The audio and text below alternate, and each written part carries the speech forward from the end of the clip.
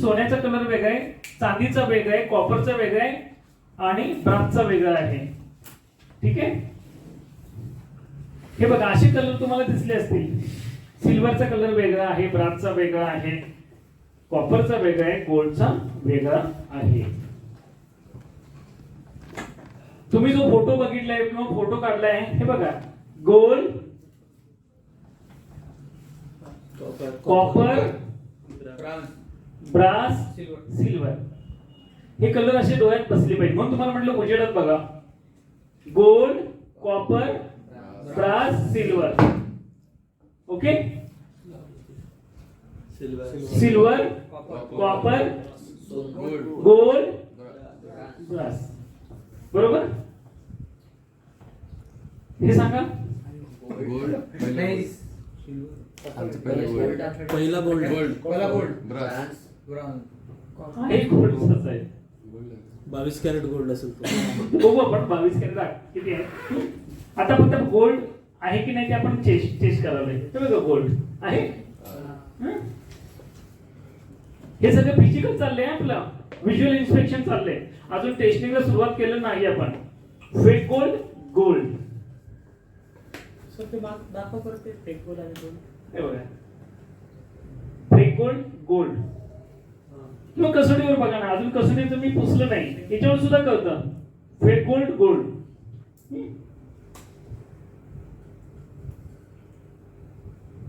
त्यानंतर सगळ्यांची वेट्स आहेत, डेन्सिटी दिलेली आहे.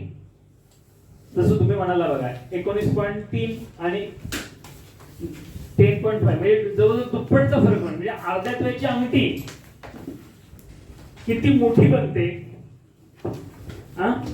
आणि ते जर तुम्ही गोल्डची अंगठी बघितली तर दोन्हीमध्ये वजनामध्ये खूप फरक पडतो.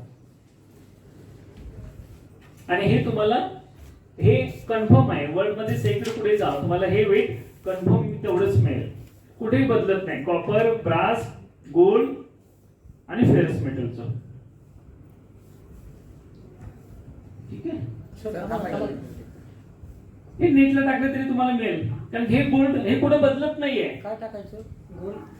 गोल्ड, गोल्ड डेन्सिटी टाका किंवा गोल्ड वेट टाका डेन्सिटी किंवा मटेरियल, ऑल मटेरियल वेट म्हटलं तरी येईल. हे सगळं कॉमन आहे, हे बदलत नाही कुठे. हे सर्वीकडे कॉमन असतं.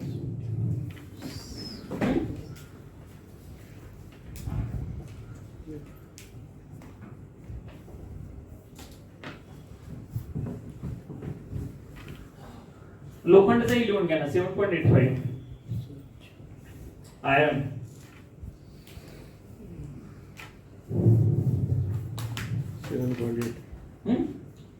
हे प्युअर मेटलचं आहे वजन. प्युअर मेटल, याच्यामध्ये नो मिक्सिंग अदर आलाय. ठीक आहे.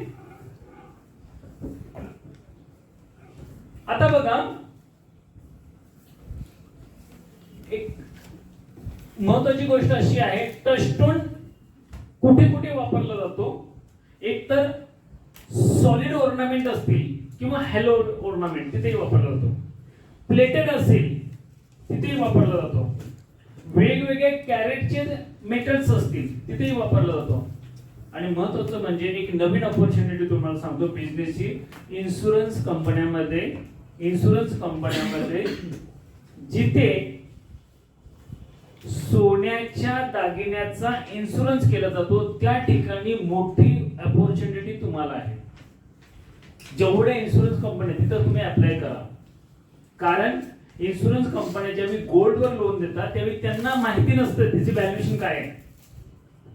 मग ते व्हॅल्युएशन कसं करायचं ते मी उद्या शिकवणार आहे.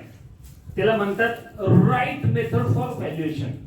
म्हणजे सोन्याची मूळ किंमत, आणि त्याला आपल्याला काही धोका नाहीये. ठीक आहे. त्यामुळे राईट मेथडनं ते आपल्याला व्हॅल्युएशन करायचं. आणि तुम्ही तुमचं ऍप्लिकेशन इन्शुरन्स कंपन्यांना देऊ शकता, ज्यांना तुम्ही सांगू शकता तुमच्या सगळ्या गोल्ड आणि सिल्वरचं मी व्हॅल्युएशन करून देईन. आणि त्याच्यावर तुम्ही इन्शुरन्स कस्टमरचा उतरून त्यांना तुम्ही हे करू शकता, सेफर कार्ड करू शकता. जुना दागिना असेल किंवा मेल्टेड असेल किंवा रिमेल्टेड असेल तर त्याचं सुद्धा व्हॅल्युएशन साठी कसोटीचा वापर केला जातो. सोनं ज्यावेळी विकत घ्यायचं असेल किंवा सेकंड हँड सोनं असेल तिथे सुद्धा कसोटीचा वापर करून केलं. म्हणजे कसोटी प्रत्येक ठिकाणी आपल्याला लागतेच लागते. स्टोन अजून एक अपॉर्च्युनिटी सांगतो. आता तुम्ही हा व्यवहार करता, तुम्ही बिझनेस करता स्टोनचा, बरोबर? तुम्ही करता ना? काय अपॉर्च्युनिटी आहे? ऍस्ट्रॉलॉजी नावाचं शास्त्र आहे. म्हणजे काय? कोण सांगितलं? ज्योतिषशास्त्र. आणि हे खरं आहे. ती मुलगी आली होती ना मागच्या बॅचला, ज्यांच्या रेफरन्स तुम्हाला मेहताच ना, काहीच नाव होतं, तनिष्का. मागच्याच बॅचला होती. तुम्ही होता त्यावेळी? मागच्या बॅचला होती ती. मागच्या बॅचला तिनं आम्हाला असं सांगितलं की सर, हा स्टोन तुम्ही जर घातला तर तुमच्या बाजूला एक ओरा तयार होतो आणि त्या ओऱ्यामुळे तुमचं प्रोटेक्शन होतं किंवा जे तुम्हाला हवंय त्या गोष्टी तुमच्या आजूबाजूला येतात. तुम्ही मागा, तुम्ही माना अगर न माना, खरं की खोटं आहे? खरं आहे. याचं कारण तुम्हाला सांगतो. ज्ञानेश्वर माऊलीने पसायदांमध्ये एक वाक्य लिहिले बघा, दुरितांचे तिमिर जावो, विश्व सुधर्म सूर्य पाहो, जो जो वांसील तो जो लाभो प्राणीचा. जे तुम्ही मागाल ते तुम्हाला मिळेल. हे खरं की खोटं आहे? समजा तुम्ही तेही विचार केले, जे तुम्हाला हवंय तेच मिळणार आहेत. तुम्ही जसे विचार करता तसे तुम्ही बनता. हे सत्य आहे. ह्याला सायन्स म्हणतं art of attraction, law of attraction नियम. जर मी जर म्हटलं हा स्टोन मला कोणीतरी घालायला सांगितलंय आणि हे घातल्यानंतर माझा फायदा होणार आहे, मी घालणारच ना. मग तुम्ही जर मला म्हटलं 2,500 रुपये द्या, हा स्टोन देतो, मी म्हटलं घ्या, 2,500 काय 3,000 घ्या, कारण माझं चांगलं झालं पाहिजे बस. मग तुम्ही काय विचार करता? मी 2,500चा स्टोन घातलाय, आता इथून पुढे बघा उद्यापासून सगळं चांगलं होणार आहे. हे सगळे विचारायचे खेळ. ह्याला म्हणतो आपण ओरा क्रिएशन. आपणच करतो. तुम्ही सांगा, काल दिवस कुठला होता? गणेश चतुर्थी होती. आजूबाजूला वातावरण तुम्ही बघितलं? तुमच्या कानावर आरती ऐकू येत होती, तेच व्हायब्रेशन ऐकू येत होतं. आपण अथर्व शिष्य लावलं, म्हणजे व्हायब्रेशन क्रिएट झालं. आज गणेश चतुर्थी साजरी करू शकत नाही का? तुम्ही सांगा. करू शकतो ना. आज ही आरती म्हणू शकतो. कारण कसं होतं, ज्यावेळी सगळ्या लोकांनी हा विचार केला तर ते व्हायब्रेशन क्रिएट होण्याची मदत होते. आणि हा मोठा एक बिझनेस आहे. तुम्ही बिझनेस पॉइंट ऑफ व्ह्यू बघा की तुम्ही हा स्टोन वापरा, 100% मी सांगतो तुमचं चांगलं होणार आहे. आणि तिथून पुढे व्हायला चालू होतं. दिस इज लॉ ऑफ अट्रॅक्शन. म्हणून एक पुस्तक जरूर वाचा, द सिक्रेट. सगळ्यांनी पुस्तक वाचावं. वाचाल का? The secret. त्यात मराठीमध्ये पण आले सर. हा, पहिले हिंदी इंग्लिश होतं. आता मराठीमध्ये कोणी काढले तर सांगतो, डॉक्टर रमा मराठे, द रहस्य. ठीक आहे. आता समजा तुमच्या सोन्याच्या दागिन्यामध्ये जर स्टोन असतील तर त्या वजनाचं काय करायचं? आता स्टोन तुम्हाला असे दिसतील बघा, हे आर्टिफिशियल आहेत ना स्टोन. याची किंमत फार कमी आहे. कारण ज्यावेळी तुम्ही पुढे जाल या फॅमिलीमध्ये, बेरी फॅमिलीमध्ये जाल, ह्याची कॉस्ट जास्त आहे. अजून पुढे जाल, अजून तुम्हाला कॉस्ट वाढेल. मग ती रुबी असेल, माणिक असेल, मोती असेल, नीलम असेल, कॉस्ट डायमंड असेल. हे बघ, नवग्रह म्हणू आपण त्याला. नवरत्न म्हणण्यापेक्षा नवग्रह म्हणू. प्रत्येकाला कुठल्या ना कुठल्या घरात आपण येतोच येतो. कुठल्याही महिन्यात जन्म होऊ द्या, तुम्ही फक्त जन्म सांगा कुठल्या महिन्यात झालाय. जानेवारी. थांबा, तुम्हाला स्टोन सांगतो, हा वापरा, गार्नेट. 100%. आणि कुठल्या ना कुठल्या तरी महिन्यामध्ये कोणतं ना कोणतं जन्मलंच. आणि हे शास्त्र फार सोपं आहे, अवघड नाहीये. फक्त आता थोडं शिका, थोडं घरी गेल्यानंतर शिका आणि धंदा चालू करा. सुरुवातीला कोण येणार नाही येऊ दे, सुरुवात तरी करा. आणि ह्याचं डिटेल पाहिजे असेल तर फक्त 2च महिने थांबा. ह्याचा कोर्स मी डिझाईन करावलोय, त्या कोर्सला मी बोलवतो. ठीक आहे. हे बघा, कुठल्या ना कुठल्या महिन्यामध्ये कुणाचा तरी जन्म झाले, त्यांना सांगायचं तुम्ही हे वापरा. तुमचा ऑगस्ट आहे का? थांबा सांगतो तुम्हाला. हे वापरा, पेट्रोट वापरा. तुमच्या सांगलंय कुठला? मार्च ना? थांबा, मार्च. तुम्ही हे वापरा, ॲक्वामारीन वापरा, मस्त आहे तुमच्यासाठी. सर त्या कोर्समध्ये तुम्ही व्हॅल्युएशन पण शिकवता का खाड्यांची? खड्याच्या व्हॅल्युएशनला मशीन लागेल, बघतो मी, प्रयत्न करतो, पण मशीन फार कॉस्टली आहे. व्हॅल्युएशन हा, ते कसं व्हॅल्युएशन करायचं मी शिकवतो. मी तुमचा ऑलरेडी चालूच असणार आहे ना.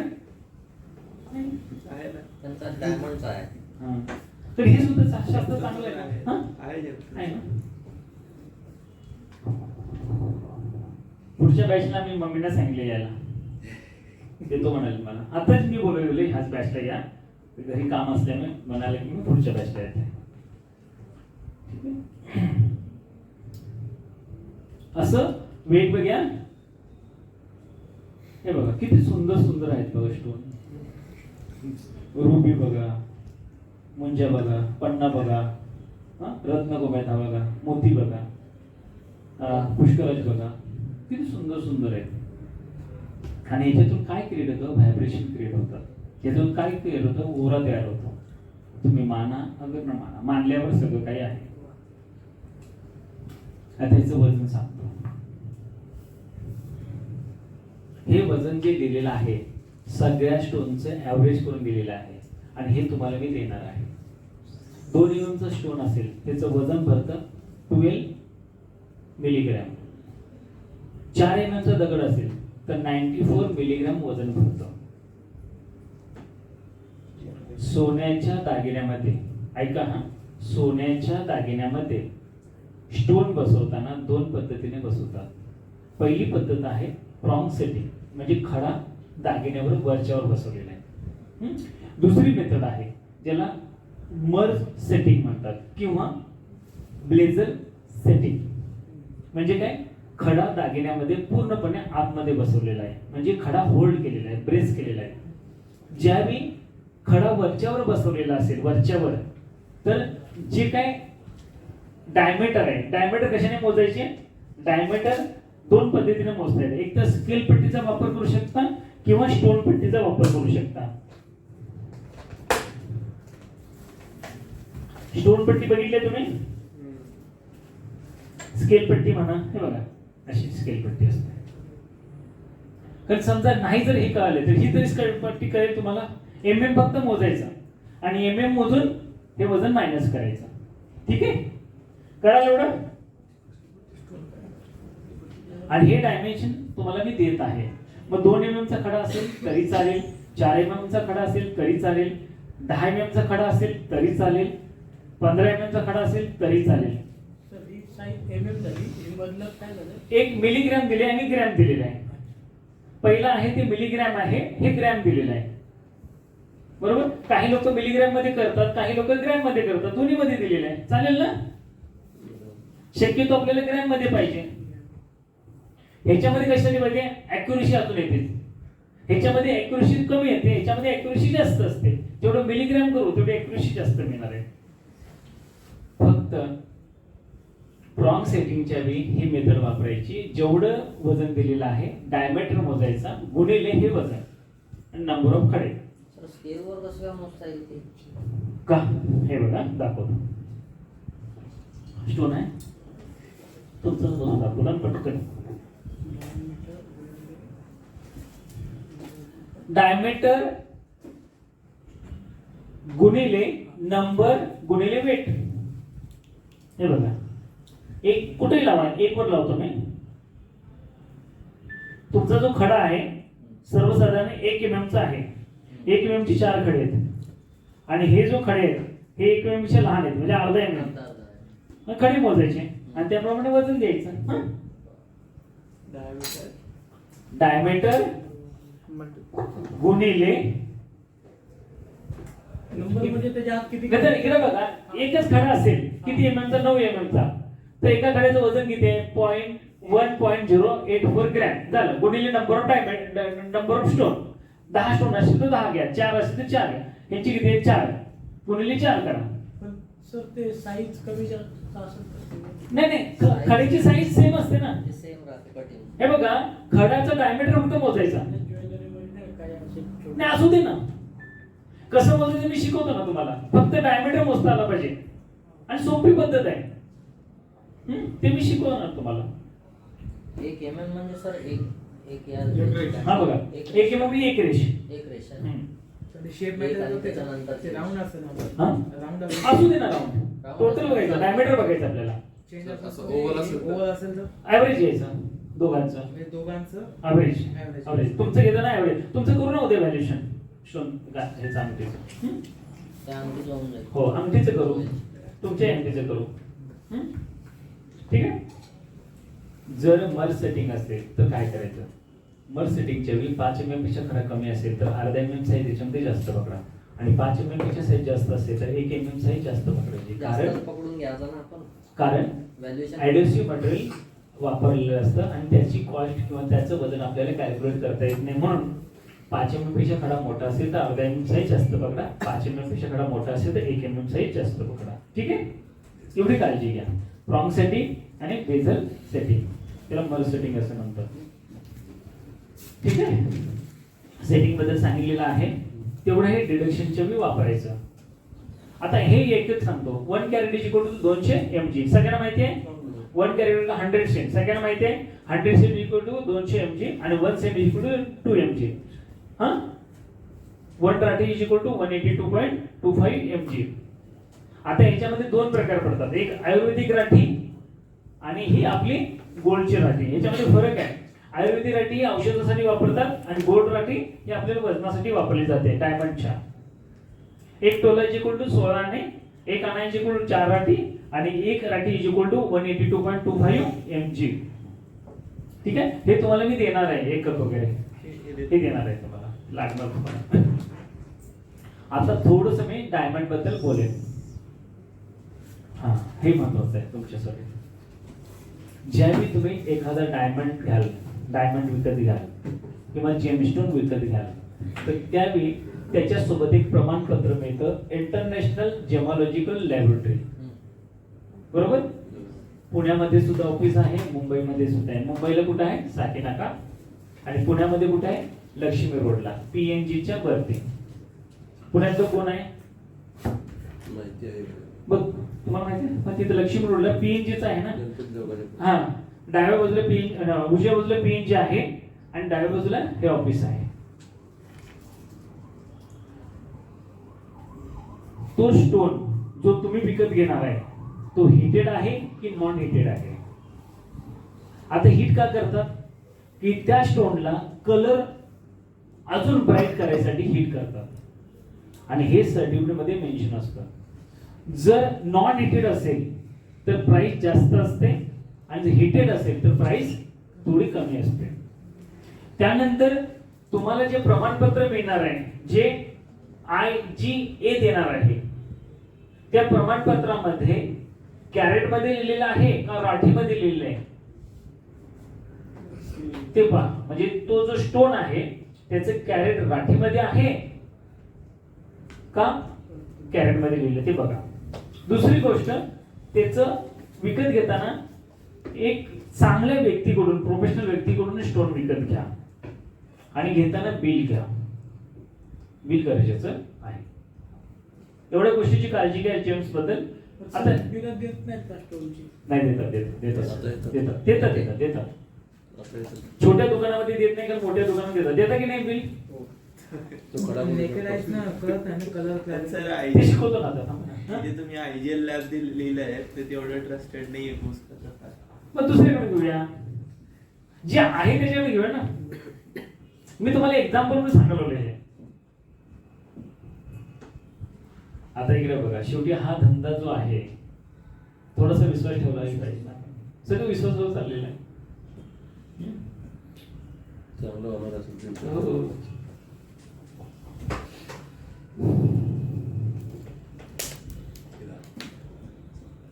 भारतामध्ये 2 व्यक्तींनी या बिझनेसची सुरुवात केली आणि आज भारतामध्ये सगळ्यात टॉपला आहे अदानी आणि मुकेश अंबानी, म्हणजे धीरूभाई अंबानी. त्यांनी सुरुवात इथून केली. आपण का नाही सुरुवात करायची, ही व्यवसाय करायची. विषयच नाही.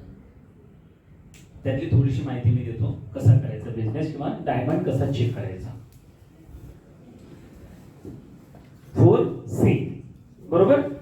कलर, क्लॅरिटी, कट आणि कॅरेट. किती पॅरामीटर आहे? 4C. डायमंड चेक करायचं तर 4C मध्ये करतात. कलर, क्लॅरिटी, कट आणि कॅरेट. आता कलर मध्ये जातो. आता ह्याच्या डिटेल मध्ये जाऊ आपण कलर मध्ये. ठीक आहे, जाऊ कलर मध्ये. कलर मध्ये गेला, कलरचा पहिला पॅरामीटर डी. डी म्हणजे काय?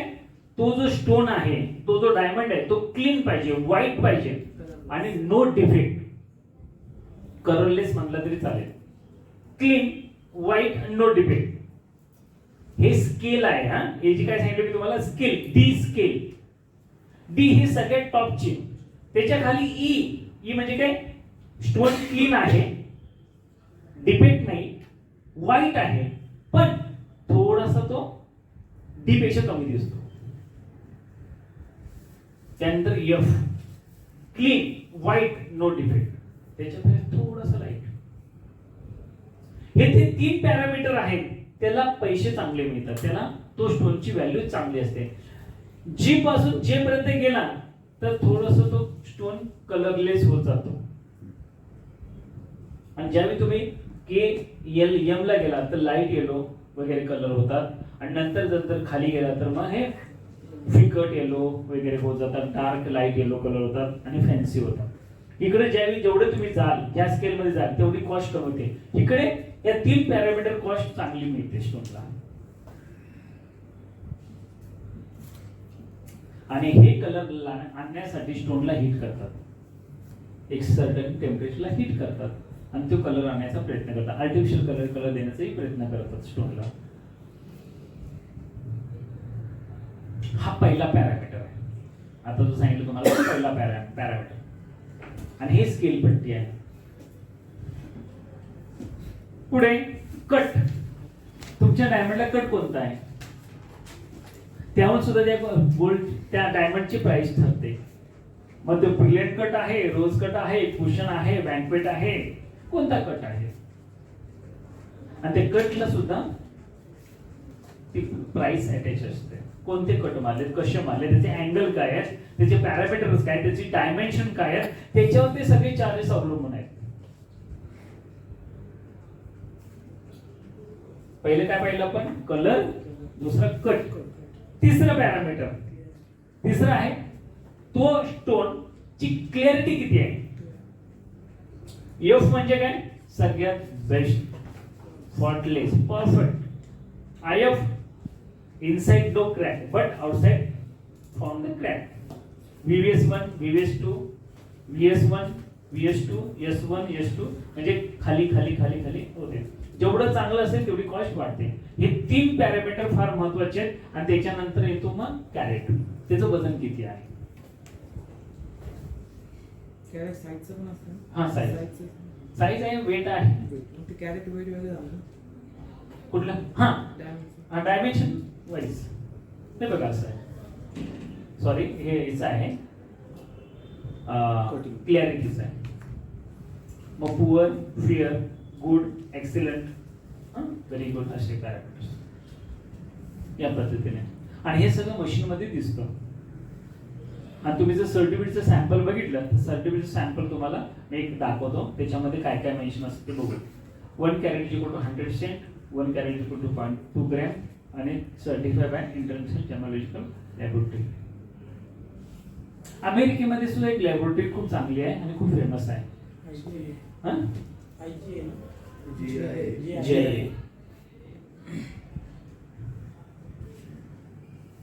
हे बघा असं सर्टिफिकेट असेल सर्वसाधारण तुमच्याकडे. जर तुम्ही डायमंड जर घेतला, आता याच्यात काय लिहिलेलं आहे थोडंसं मी काय करतो, मोठं करतो. मग दुसरं एखादं हे बघा, डेट येणार वरती, GIA चा रिपोर्ट येईल, रिपोर्ट नंबर, आयडेंटिफिकेशन, शेप आणि कटिंग स्टाईल येईल, मेजरमेंट येईल, कॅरेट वेट येईल, कलर क्लॅरिटी येईल, पॉलिश कसं झालंय, सिमेट्रिक्स येईल, फ्लोरन्स येईल आणि इतर रिमार्क्स येईल. तो डायमंड मॅनमेड आहे का तो